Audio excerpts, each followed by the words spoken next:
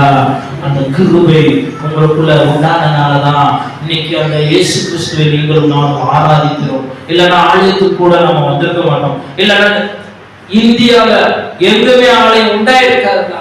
அல்லேலூயா. அந்த கிருபை சத்தியம் உன் வாழ்க்கையில உண்டானனாலதான், அந்த கிருபையின் சத்தியம் உன்னோடு இருப்பதனாலதான் இன்னைக்கு வரைக்கும் நாம் தேவனை ஆராதிக்கிறோம். பாஸ்டர் காவியம் மாமா ஆலயத்துக்கு அப்படின்னு சொன்னா வரமாட்டாங்க. வாங்கயா ஆலயத்துக்கு. அல்லேலூயா. இப்படி சொன்னா யாரும் வரமாட்டாங்க.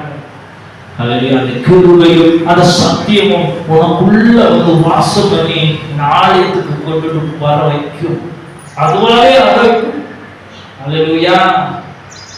அதனால என்ன உங்களுக்கு சொல்றேன்னா, கிருபையும் சத்தியமும் உங்களை விட்டு விலகாம இருக்கணும். ஏன் அது உங்களை விட்டு விலகக்கூடாதுன்னா, கிருபையினாலும் சத்தியத்தினாலும் உன் பாவம் நிவர்த்தியா